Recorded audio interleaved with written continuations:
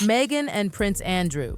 Exposed. Yes, you heard that right. Those two names side by side already sound like a scandal too outrageous to be true. Meghan Markle, the Hollywood actress who clawed her way into royal status, and Prince Andrew, the Queen's son, the man whose reputation has been shadowed by disgrace for years. Two different worlds, two different reputations. Yet suddenly, here they are being tied together in whispers so chilling you almost don't want to say them out loud. And then, boom!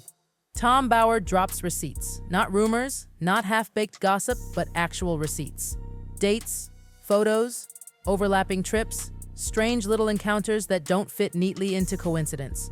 When you piece it all together, you're left with a question so explosive it hangs in the air like smoke. Were Meghan and Prince Andrew linked since 2012? Hooking up, crossing paths, moving in the same shady circles? It sounds impossible, doesn't it? Meghan, the innocent actress. Andrew, the scandal-ridden royal. But once you hear that whisper, you can't unhear it. And when you retrace Meghan's path, the parties, the yachts, the mysterious vanishing trips, everything starts circling back again and again to Andrew's world. And here's where it gets downright eerie. This isn't some desperate tabloid-spinning fantasy. This is a trail built on timelines, witness accounts, and pieces of history Bauer has pulled out like evidence in a courtroom. So buckle up, because what you're about to hear doesn't just rattle the palace windows, it shakes the entire foundation of how Meghan Markle's rise really happened.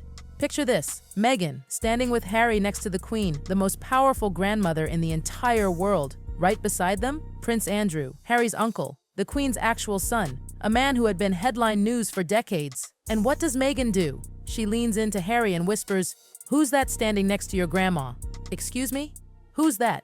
Meghan wants us to believe she didn't know who Prince Andrew was? Please. The man's scandals had been splashed across front pages long before she ever set foot in Buckingham Palace. He wasn't some obscure footnote. He was the Queen's son. On the surface, that moment painted Meghan as innocent, naive, detached from the royal bubble. "Oh, I'm just a regular girl. I don't even know the Queen's son." But when you pull the thread, it starts looking less like innocence and more like performance, a carefully crafted act. Because when you rewind Meghan's story, the evidence screams that she knew exactly who Andrew was long before she ever met Harry. Before Meghan was the Duchess of Sussex, she was just another ambitious actress hustling for fame.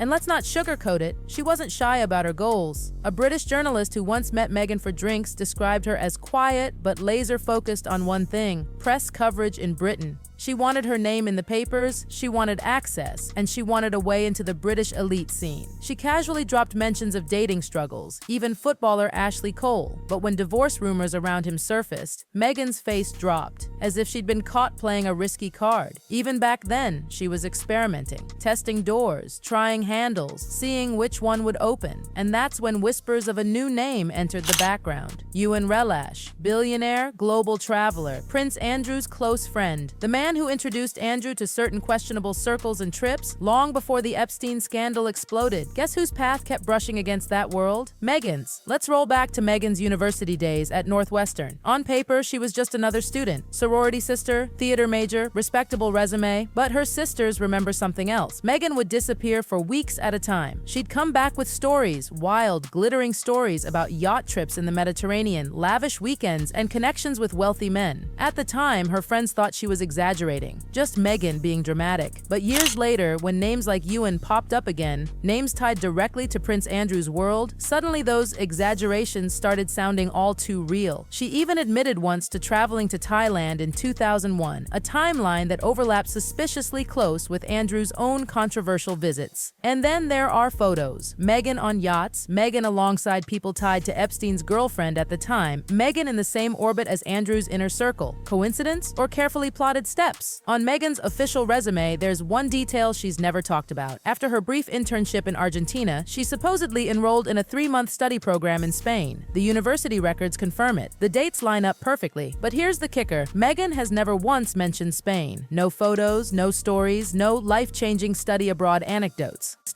It's like that chapter of her life has been completely erased. Why? Because according to her sorority sisters, those 3 months weren't spent buried in textbooks. They were spent on yachts, in private villas, mingling with billionaires, royals, and jet-setters. The kind of life no ordinary student could possibly afford. And when you start connecting the dots, Spain, yachts, billionaires, guess whose world that overlaps with?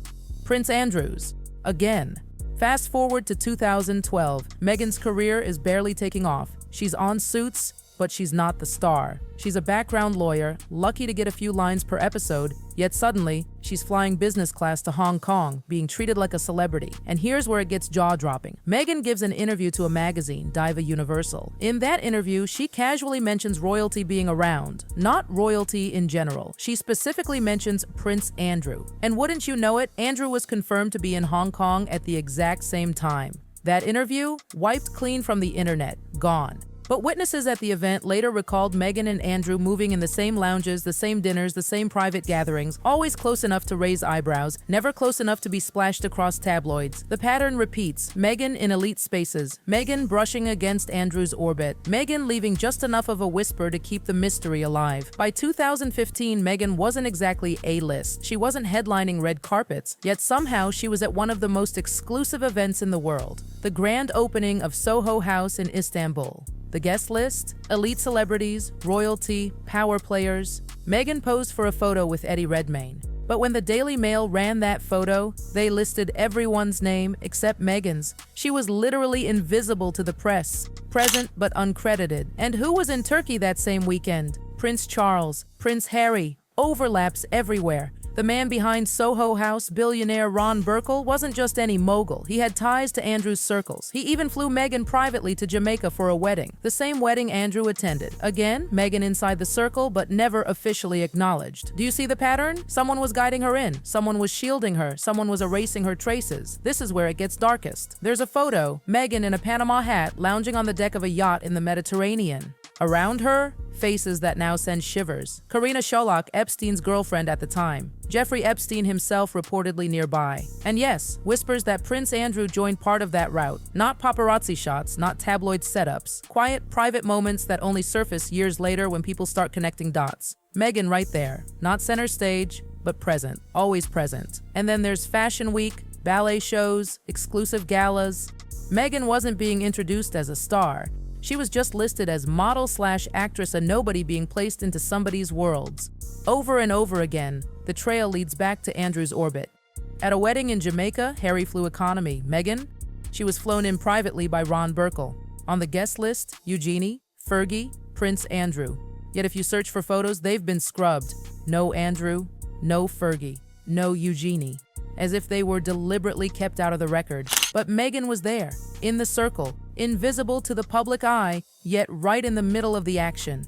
By now, the story is undeniable. Meghan's rise wasn't random. It wasn't fate. It wasn't just love at first sight with Harry. It was a carefully calculated climb into elite circles, many of them tied directly to Prince Andrew. From vanished interviews to scrubbed photos, from Soho House overlaps to yacht trips with Epstein's crowd, Meghan was always in the room, but rarely on the record. So when Tom Bauer drops those whispers that Meghan and Andrew may have been linked since 2012, it's not about one photo or one rumor. It's about a pattern of presence. And that moment, Meghan pretending she didn't know who Andrew was, maybe it wasn't naivety. Maybe it was the most strategic move she's ever played.